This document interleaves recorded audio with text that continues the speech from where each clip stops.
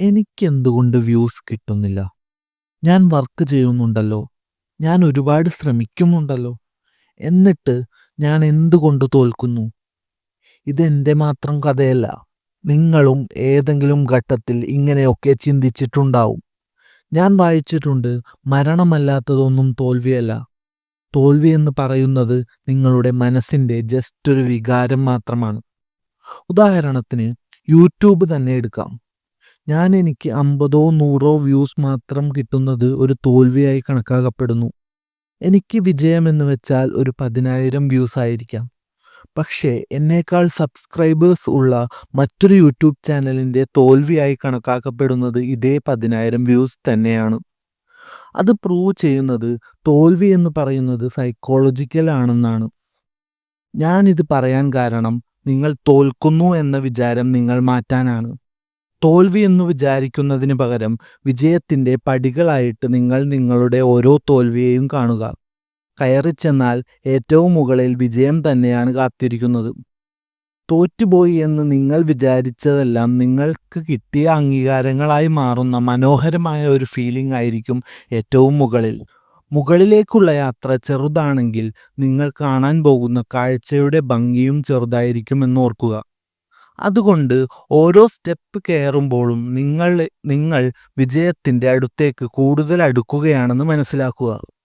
ഈ യാത്രയിൽ വിജയത്തിലെത്താൻ മാത്രമല്ല നിങ്ങൾ പഠിക്കുന്നത്, ആ നേടിയ വിജയം നിലനിർത്താനുള്ള പാഠങ്ങളും ആ യാത്രയിൽ ഉണ്ടാകും.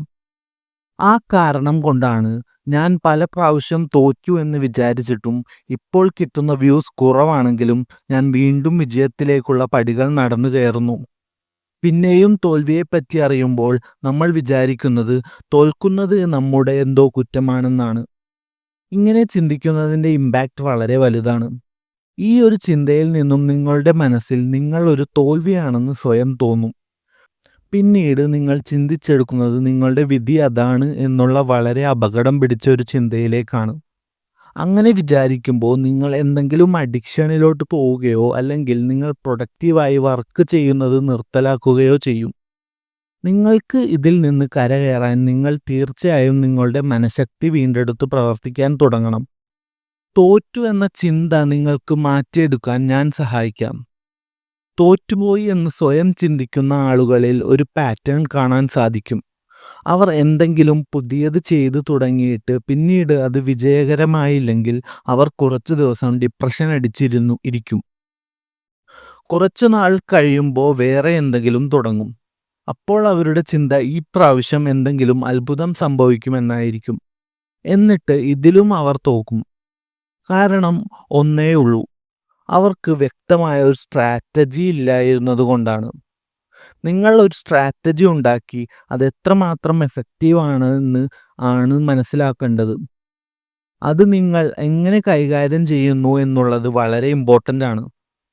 വിൽ പവറിനും മോട്ടിവേഷനും എല്ലാം ഇതിൽ റോൾ ഉണ്ടെങ്കിലും നിങ്ങളുടെ സ്ട്രാറ്റജി കൃത്യമാണെങ്കിൽ മാത്രമാണ് നിങ്ങൾക്ക് വിജയമുണ്ടാവുക. ഈ സ്ട്രാറ്റജി എന്ന് പറയുന്ന സാധനം ഒരു ദിവസം കൊണ്ട് ഉണ്ടായി വരുന്ന ഒന്നല്ല. നിങ്ങൾ വീണ്ടും വീണ്ടും ശ്രമിക്കുമ്പോൾ വർക്ക് ചെയ്യാത്ത കാര്യങ്ങൾ മാറ്റി അതിനേക്കാൾ മികച്ച ഒന്നിനെ തിരഞ്ഞെടുത്ത് സമയമെടുത്താണ് സ്ട്രാറ്റജി ഇംപ്രൂവ് ആവുക. അങ്ങനെ നിങ്ങൾക്കൊരു വിന്നിംഗ് സ്ട്രാറ്റജി ലഭിച്ചാൽ പിന്നെ അത് മാറാതെ നോക്കുക. അങ്ങനെ തോൽവിയിൽ നിന്ന് വിജയത്തിലേക്ക് നിങ്ങൾക്ക് എത്തിച്ചേരാൻ സാധിക്കും.